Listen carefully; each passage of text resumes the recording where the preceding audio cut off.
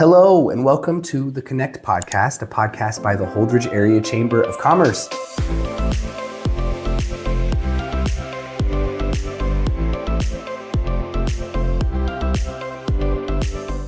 Recently, I had the opportunity to attend the Nebraska Chambers Association's Fall Conference, and it reminded me of last year in 2024 when Holdrege had the chance to host the Fall Conference, and we had one standout speaker among all of the wonderful presentations and speakers that we had was one gentleman named Will Yank. Will's story touched everyone in the room, and it was a lot about journeys that he had went through with his health, along with a lot of notes on gratitude. And I think as we move into the holiday season where things get busy and things get stressful, it's important to remind ourselves of gratitude. And so I wanted to take today, almost a year later, and feature Will again on the podcast. If you would help me give the warmest of welcomes to Will Yank.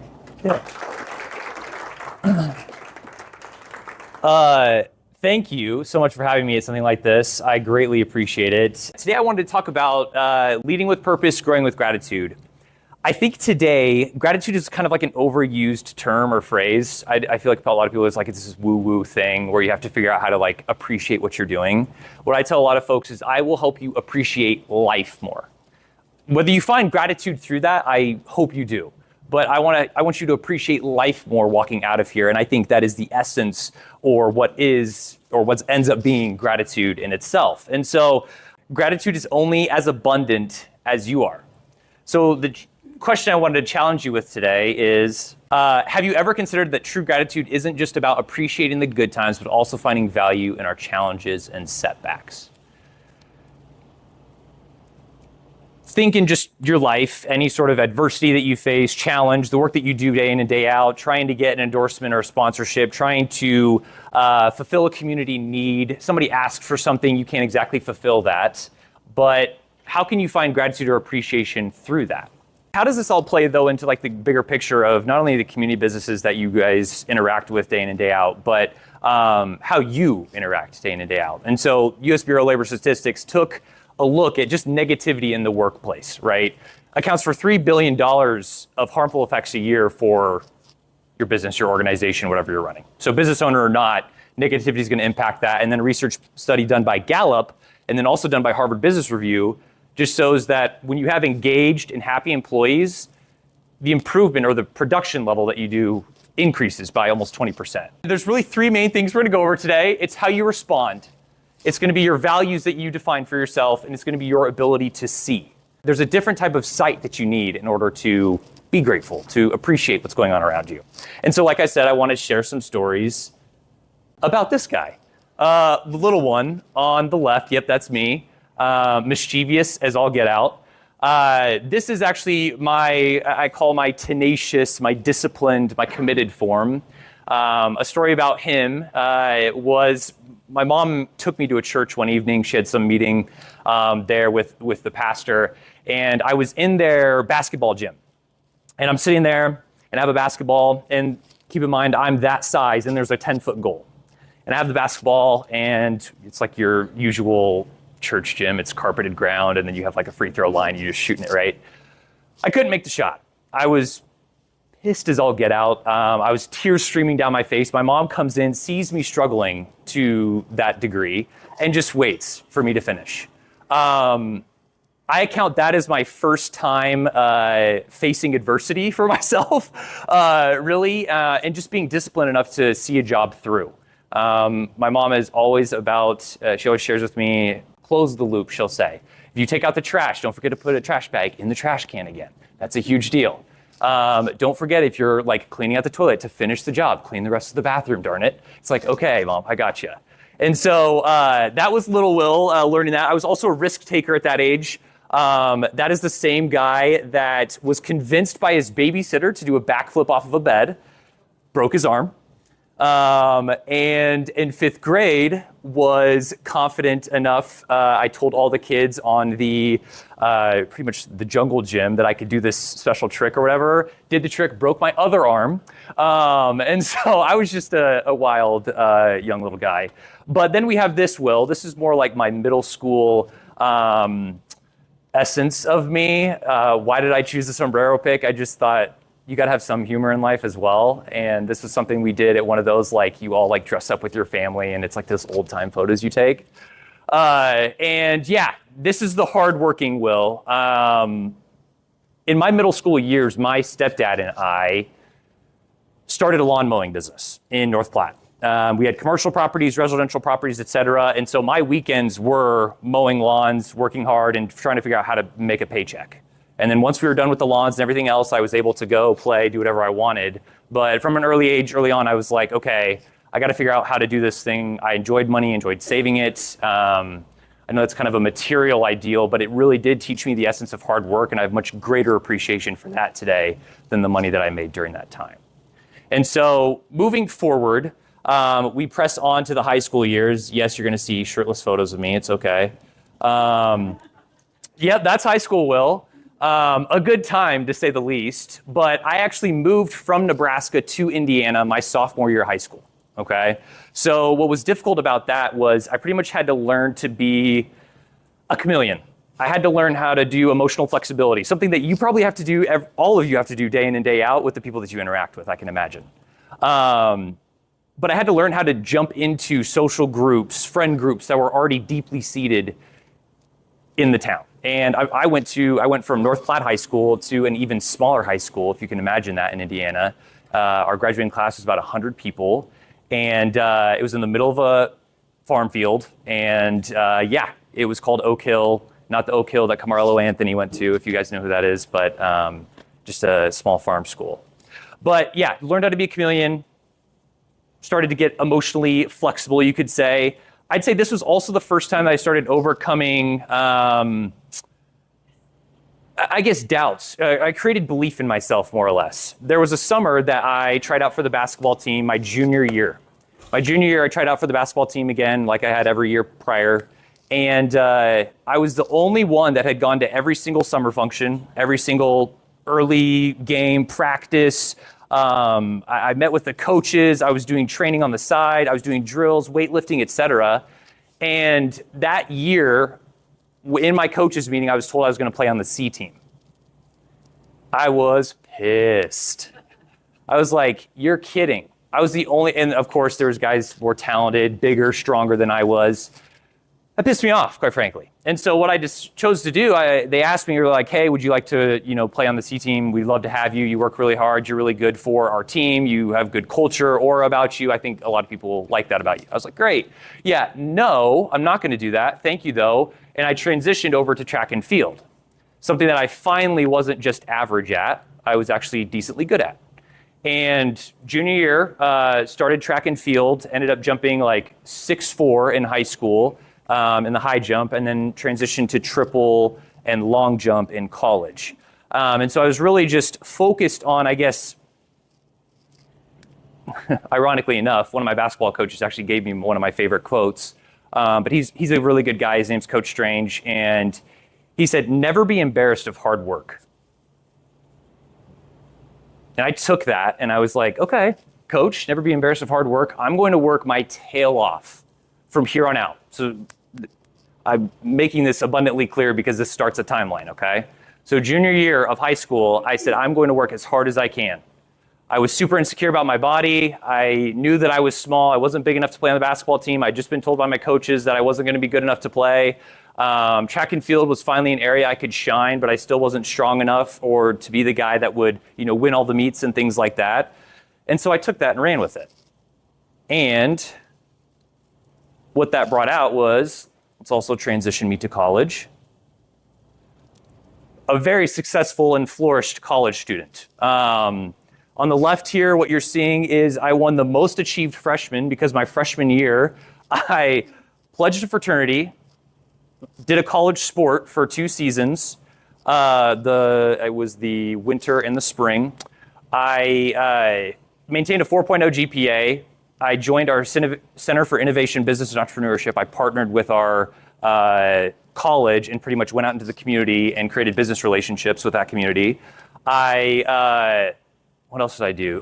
Clubs, Spanish clubs. And then each break, I don't even think I went home my first year of college, because each break I actually spent time at school, going through business programs, sales programs, marketing programs, et cetera, just to maximize the opportunity more or less.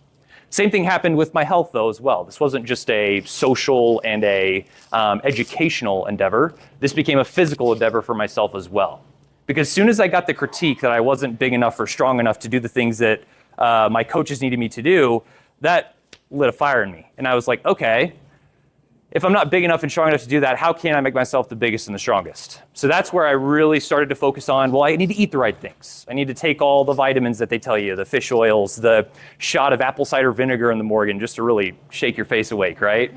I would lift constantly and work out. And over the time of probably if we started at my junior year of high school to, my junior year of college, I probably gained 30 pounds of muscle over that time, and just really honed in on my body and what was needed to take care of my system. Now, what also came with that, wow, Will, that's great. You did an awesome job out maintaining your health. It also came with ego. It also came with insecurity, because as you can imagine, that industry is solely based on you critiquing your body to a point of, self-deprecation and not liking yourself and things like that, which isn't ideal mentally in any scenario, right? And so that was really hard for me to, I guess, come to grips with, but my therapist put it best when he said, Will, you have a mirage of superiority. Think about that for a second. Mirage of superiority. The idea that I was invincible, that nothing bad could happen to me, that I had built this shield or this bubble around me that pretty much put me in a position to where my health couldn't be touched. I always, I call this my jerk days, like I was not a great person internally because I was insecure about myself, but I would make fun of people that went and drank and smoked on the weekends or couldn't take care of themselves, which wasn't a good place to be.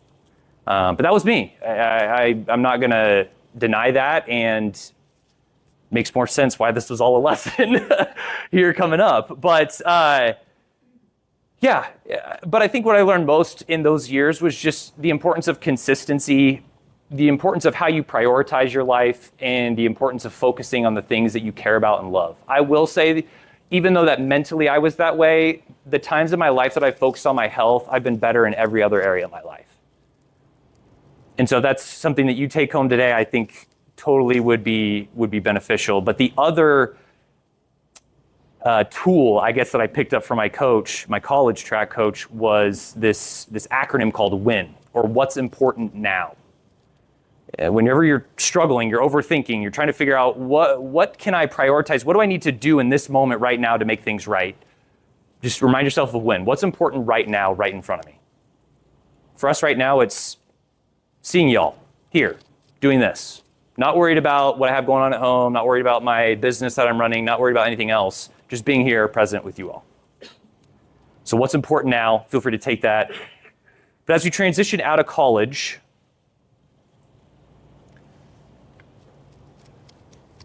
well, I guess I wasn't even transitioned out of college. It would have been the summer of my junior year. I get an internship out in Washington, D.C. I was on Capitol Hill working for a headhunting firm. We'll never do that again. Recruiting is awful. Did not enjoy that one bit. Lived out in DC. I was actually kind of temporarily homeless for a second. I lived at an Airbnb for 2 weeks, figured out that was way too expensive, and ended up moving in with my boss that was out there, who was also a graduate of my college or an alumni of my college. And so that's his apartment there. But still, as you can tell, maintaining life, cooking, and making sure that I'm taking care of myself. That's stuffed peppers. Anybody love a good stuffed pepper? Yeah, those are awesome. And so really just continue to take care of myself. And yeah, I was like, all right, life is good. This should be fine. I can survive the summer, get back to home, and we'll be good. And then I get diagnosed. So the prior photo was the last photo that was taken June 3rd, I think it said, 2018. It was a rainy, I remember it, June 20th, I believe, of 2018. I had been diagnosed with mono a week past because I had a sore throat that was super bad. They give you like magic mouthwash, that helps like your sore throat, like numb it, and then they kind of like sent me on my way. So I laid in bed for a week and a half, and my boss was just like, take your time, get to feeling better. You have mono. You've probably kissed people in the past, I'm sure. I was like, yes, I have. And then we'll see you in a week when you come back to work, right? I was like, great, cool. And so one evening, like I said, that June, I think it was 19th or 20th of 2018, I tried to get up and go to the fridge to get a bottle of water. I did not have the physical strength to open the bottle, or to open our fridge, or open the bottle of water. And as I'm walking to the fridge, I'm in a delirium about how we're on this Floridian vacation. And I told my boss, like, hey, when are we going to the beach and all this stuff? And he's like, what are you talking about? And he's like, Will, I'm taking you to the ER right now. We're going to go. I was like, okay. Obviously not having really any of my own inhibition at that time. He just kind of guided me there. And we arrived. And this was my arrival. I couldn't walk at the time. I had no cognitive understanding. I don't know if you can tell, that's the paper that I'm supposed to be signing to put myself into the ER. And I can't even handle what's in front of me. This was me laying down for the first time and just toasted. I was not doing well. But we get to the ER and they start running tests on me. They start doing blood work, all the normal things that you would do. And within, I would say, 5 or 10 minutes, their doctor rushes in and he goes, hey, we got to get this guy stabilized. And we got to get him to Johns Hopkins just north of here in Baltimore, Maryland. I'm like, why? He's like, sir, you've been diagnosed with leukemia and you have an MSSA infection that is currently shutting down your organs, and we need to get you stabilized to save your life and up to Johns Hopkins so they can start treatment right away. I said, what? Leukemia? No. I've spent the last 6 years of my life refining my health. I spent the last 6 years meticulously planning my workouts every single morning, meticulously planning what I was going to eat, meticulously planning every sleep that I got, every book that I read, everything down to the last minute of my day was planned. And you're telling me I have leukemia? I actually laughed at him.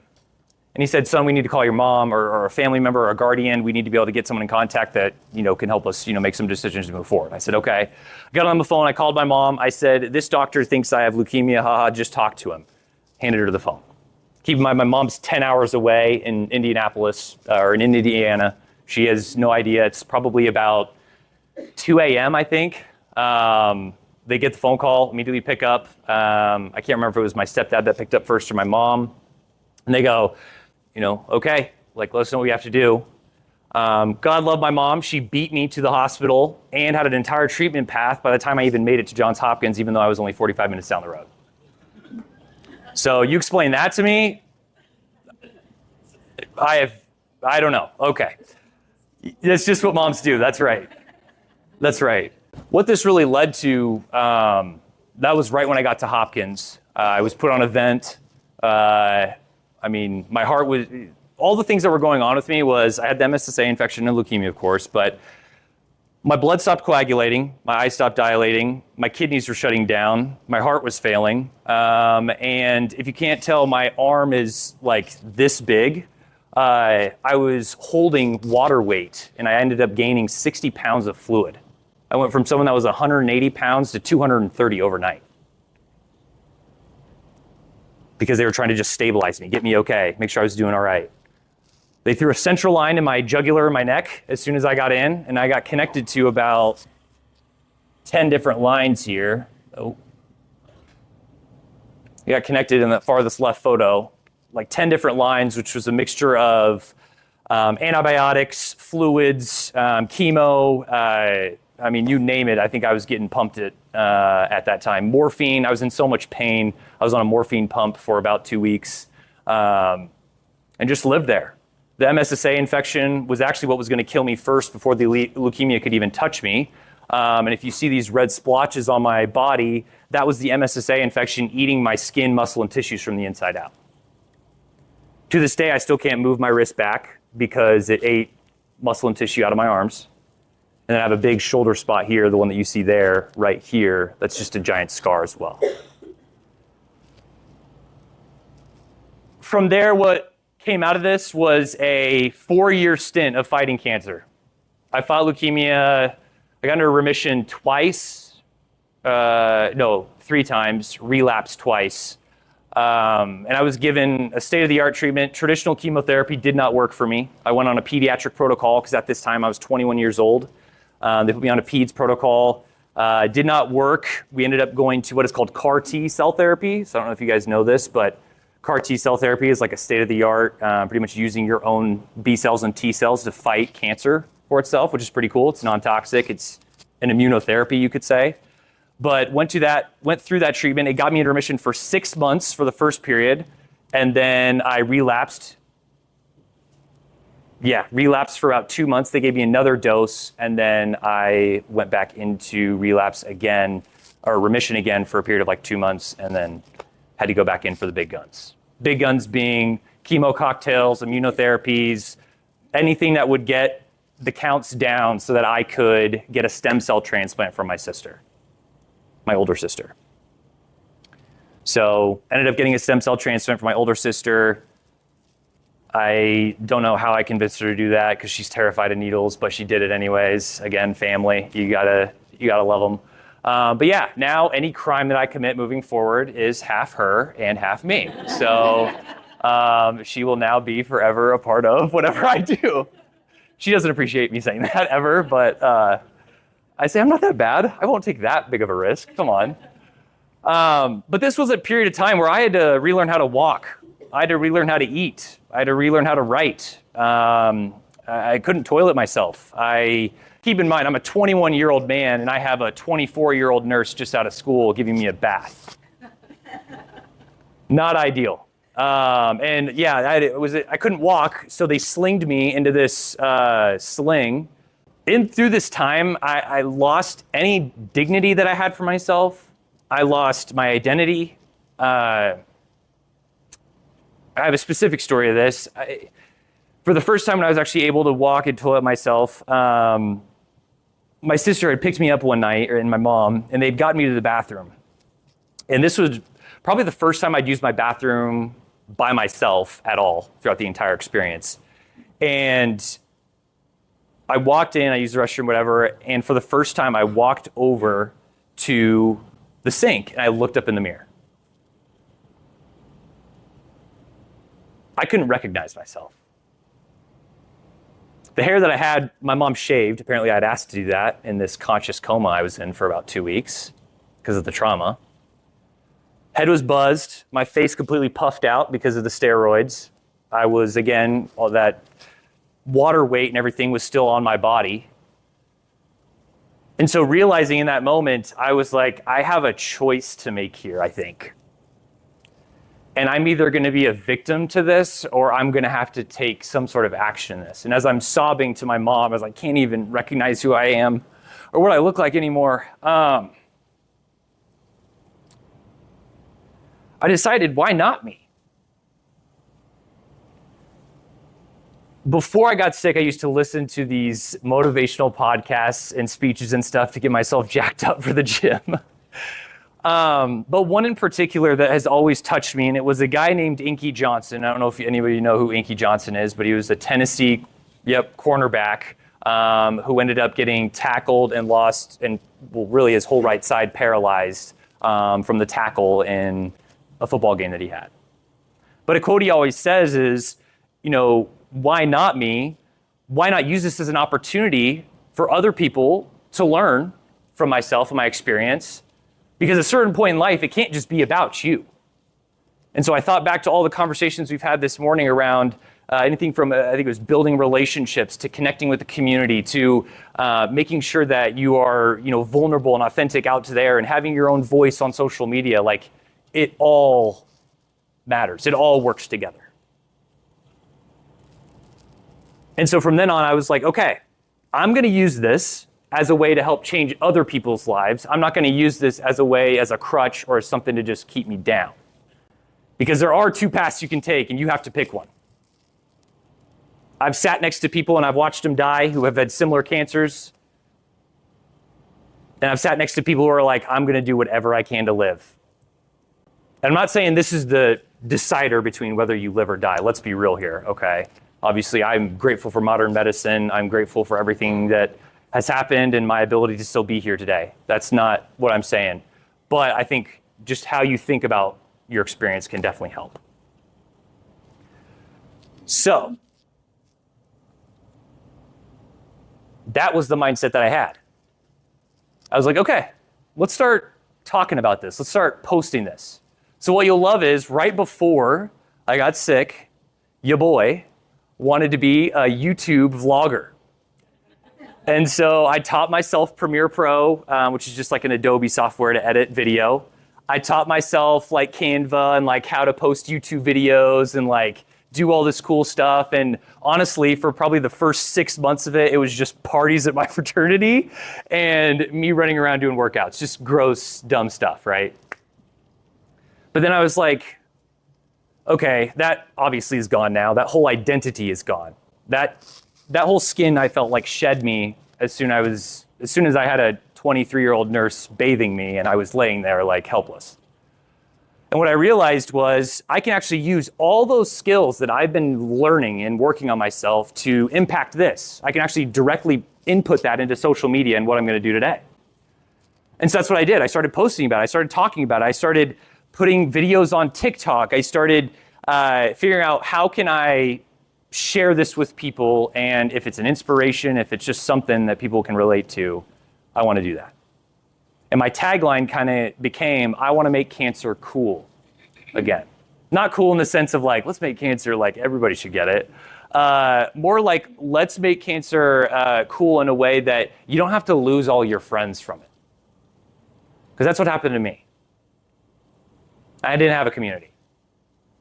And I have no distaste or anything that for the friends that did leave, but I know it's really hard to be around someone that's near death. And it's really hard to be around someone that you see your mortality in right in front of you, right? No one wants to face their mortality. That's why we have this invincibility complex. That's why we have that superior or barrage of superiority. So I went to work. I started lifting water bottles and I started riding on elliptical bikes and, just took advantage of everything that I was going through and then shared that with the world. And what that really created, and how this obviously starts to relate to gratitude, was people began to start noticing it. So Daily Mail picked up my story and they started talking about it. I ended up doing a TEDx talk for when I was in my 6-month remission. They came and called and asked if I would do a TED talk. I was like, sure, let's do it. Daily Mail picked up another one because I started to get big on TikTok. And yes, that's me doing dances with my nurses. This is my sister giving me her stem cells. But those things started to just explode online as I shared them. And then I started to share it personally with a podcast that I started. So hence the Illest cancer podcast. It was me and my another cancer survivor, Roni Biebring, talking about all of the, let's just say grungy things that you'd be curious about if you got sick.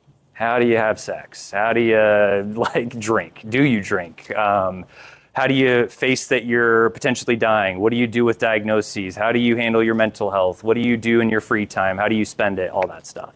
Do you work? Do you not work? Do you go to school? Do you finish school? We talked about all of it. And then I posted on TikTok. That accrued 100,000 followers at one point. I haven't posted in quite some time, but amassed a couple million views there. And I also started writing about it. So I'm an English lit major, of all things.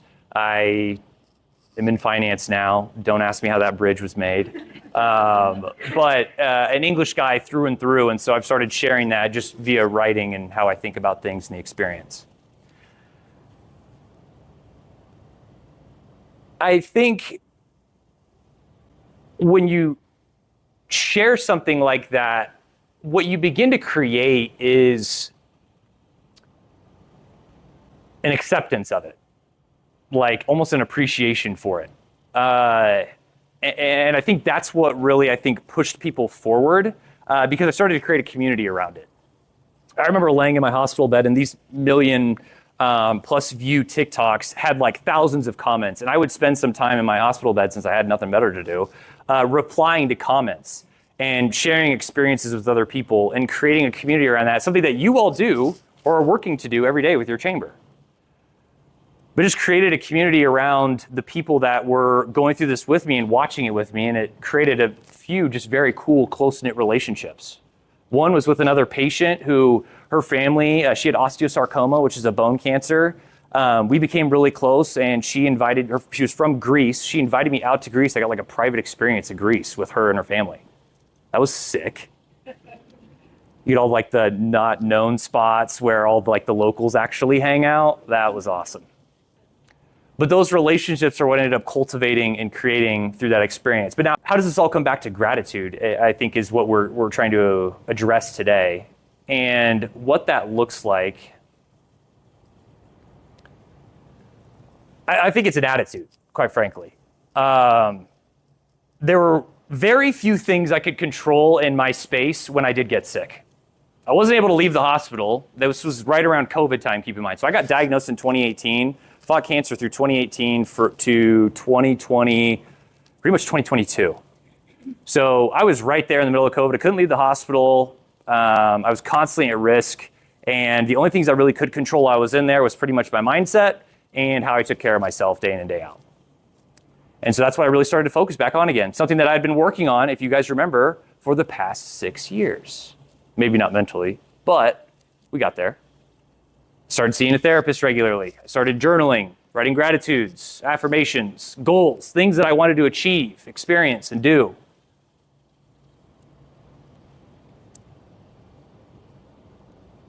I think it encompasses more of a attitude towards life than it is anything else. Gratitude is. And again, I still don't even like using that word because it's so mainstream. I really feel like it needs to be shifted to something more like an appreciation for or something like that. And I haven't found a synonym, so when I do, or I'll make up my own word and you guys can all use it. That'd be awesome. Just add a word to the dictionary.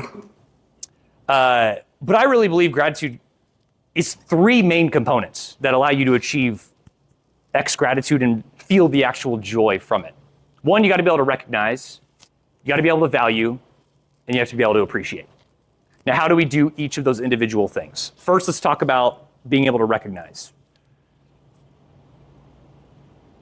Recognition takes pause. Think about any time that you've recognized someone in your work or someone out in the community. You've created events around it. We just talked about this all morning, right? You've taken a pause. You've done something separate in order to express that recognition about this community member, right? A ribbon cutting, anything else that you guys are doing via social media to post about or recognize these people, right? So first you must recognize and create really an external awareness around what you're going to be grateful for. The second thing, and this is really, I think, the biggest thing is values. I spent 3 months of this past year focusing in on what my values actually are. But not only what they are, and where people get lost is why they're the values that they are.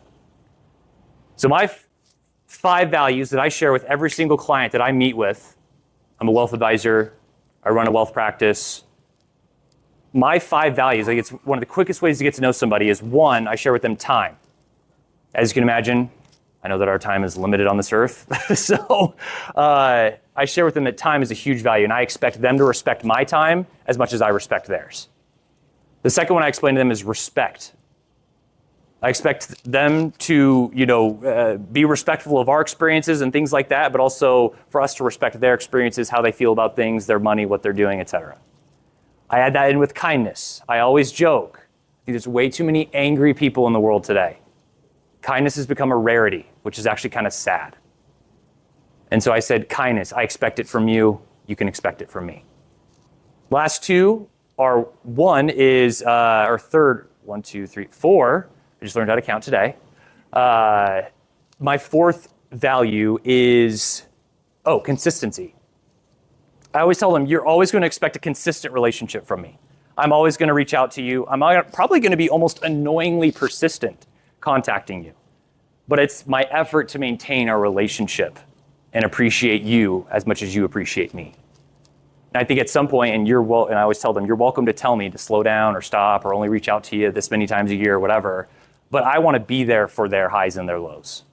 I want to experience those things with them so they can know that I'm their trusted advisor, not just someone that kind of pops in, hey, you got 10 grand for me? Cool, we'll throw that in an account, peace, and then come back out, right? And then the last one is appreciation. Like I said, got to appreciate. I tell them I want to see that in the form of feedback from them. I want to see that in the form of, if we send them something, let us know that you received it. I want them to know that we're going to appreciate them greatly. And so as long as they can just deliver that back to us, we greatly appreciate that. Always looking for reciprocality here. I want that because that's what gives you energy back, right? If I have a relationship with a client that doesn't give me energy back, and I see that meeting on my calendar that week, I'm going to be like, oh God, I got to meet with John from Staples. What am I going to do? I want to be excited about the people that I meet with. Hence the value, again, on time. But again, I think when we're looking at your values for yourselves, take this back to your leadership organizations, the board members, et cetera. Have those conversations and say, let's walk through what we believe our values are. When I first started that journey, my mentor told me, I said, these are my 5 most important values. He goes, really? He's like, that's funny. I see you live out this, and this value. I don't see you live out any of those values. And I was like, I love feedback. Thanks. And what I found out was I wasn't living the values that I found important to me at all. I wasn't respecting my time. I wasn't valuing it on myself. I wasn't appreciating myself the way I needed to. I wasn't being consistent in my day-to-day. He's like, I actually kind of just see you as just being an empathetic, decent leader, and I don't see you living out the time, the consistency, the respect, the kindness. I was like, okay, that's a truth teller right there. I put it as an example. I kind of wrote in my notes. Imagine you have a clean home and you value a clean home. And you come home one evening and your partner has just cleaned the home for you and you're just like, oh my gosh, I love you so much. Thank you. I appreciate you. I'm grateful for you, right? Now flip that. This is where the sight piece comes in. Now imagine you come home that same day, kitchen's a mess, but they just made dinner for you. Kids are screaming, running around. There's blocks everywhere. You step on a Lego as soon as you walk in. Son of a bitch. You're hobbling you're setting your stuff down. Really, really hard to be grateful in that moment. Really hard to be grateful for your partner that just made dinner for you and probably picked up the kids for you so you didn't have to. And the kitchen's a mess, so you're just pissed off anyways. Maybe a bad day at work. That's where the sight piece comes in. It's an ability to recognize the littler things that are taking place in life. Full vulnerable moment. I recently ended a relationship or was in a relationship that I had to end. In that, I shared with her how important it is for me to have the little things appreciated or noticed. And I didn't falter on not being able to. I don't expect, I pray to God she never has to go through a cancer experience or anything like this to have to see that. But with my future partner, I know that I'm going to want someone that can notice those things as well as I do, because I do pay attention to those little things that build up and create what is a really healthy, strong, powerful partnership with my partner. So, the components here. To recognize, you must be aware and open and looking for what to be grateful for. To value, you must define what and the why you're grateful for them. I had to do a reflection on what experiences in my childhood made me grateful for the things that I am today. So my time was because of my cancer experience. The respect was because I got bullied as a kid because I was a small, skinny guy, and my name was Will Yank. Imagine the amount of fun you can have with that. You're okay to laugh, it's fine. The kindness also fell under that route. The consistency was the appreciation that my mom always showed up for me. The appreciation for everything was the importance our family placed on always sending out thank you cards and thanking people and manners. So I looked back on like, why are these things actually valuable to me? Why do I actually value these things? Now, once you figure out those values, guess what? It's 10 times easier to be grateful and appreciate, because those are the things you start looking for once you recognize them. So now anytime, I just subconsciously noticed myself recently when I was dealing with a client, they had let me know they weren't going to make a meeting and things like that, but they let me know a day ahead. And I said, hey, I actually really appreciate this a lot. Thank you for letting me know. I really value my time, and I know I shared that with you, and I really respect that you also do that too. I was like, do you mind if we reschedule? They're like, yeah, sure. Rather than someone reschedules with you and be like, all right, you suck, or just like whatever else you could come up with, right, to say to that person, or try to convince them that they need to meet with you tomorrow. It's like, no, we'll just meet next week. It's okay. A year ago, I wasn't living that out like I should be. And that's what my boss was telling me when he gave me the feedback that he did. So then, lastly, to appreciate, you must realize you cannot truly appreciate anything if you don't understand the value it holds in your life. Hence the importance of finding said value and appreciating said value and recognizing those things. Just to kind of wrap up, I just wanted to share, physicians worldwide, you'd think would appreciate the money that they're making, what they're doing, et cetera. But at the end of the day, what they find most rewarding about their jobs is the gratitude and the relationships that they have with the people in it. I can imagine when you go home at night, you don't go back into your house and you talk with your spouse and it's like, oh my gosh, you know what I made today? $1,000, holla at you boy. No, you go in, hey, I talked to Sally over at the salon. She just had 2 kids. Oh my gosh, can you believe that their family's growing? That's what you're going to talk about. Or at the dinner table, you're going to talk about your relationship with your coworker or something else. It's not going to be, oh my gosh, I made that extra $100 off this schmooze today. Can you believe it? So all that to say, when you think about who you're impacting, it's not about the materialistic side of things. It's going to be your relationships with your clients. It's going to be the relationships that you have with your community. It's going to be your relationships with your employees and your coworkers that make your life more fulfilling, that make your job more fulfilling at the end of the day. All that to say, I need you all to go. Positive responses. When someone criticizes the business, a community, respond with something you're positive or that you appreciate about either the thing that they're talking about or the community itself. So someone's like, oh my gosh, did you see that new bronze they just put downtown? Hate it. I actually really like that bronze. It was actually, I think, really well placed. And I'm not sure if you noticed, but that is the 13th one that they put in the town. And it has this X, Y, and Z meaning. Kind of fighting that sort of negative or complaint sort of mindset can kind of help reshift things for people. And hopefully, it may not impact you directly in that, but maybe the next conversation that they have with somebody is a little bit more positive. Second, define the values. I said, gather your leaders, employees, friends, explore and understand what you truly value, and then live by those. What you truly value, why you value it, and then go and live by it. And then lastly, small actions matter. Like I said, it's about appreciating the little things, the small actions. Focus on the small actions that you can take to help. Sometimes tiny efforts are the big difference to help you find gratitude. I was just at a conference or a big networking meeting like 2 weeks ago, and I was talking to blue-collar business owners. And I was sharing with them that, have you ever thought about the effect that your employees, the guys that are on site or the construction crew, their interactions with the outside public, how that might affect future business for you? They're like, oh no, I didn't really think about that. But what if that leads to just another sale or something like that? What if some guy walks up onto the site and is like, hey, I've been looking for somebody to do all this cement work for me. And the guy's like, fuck off, I'm trying to work.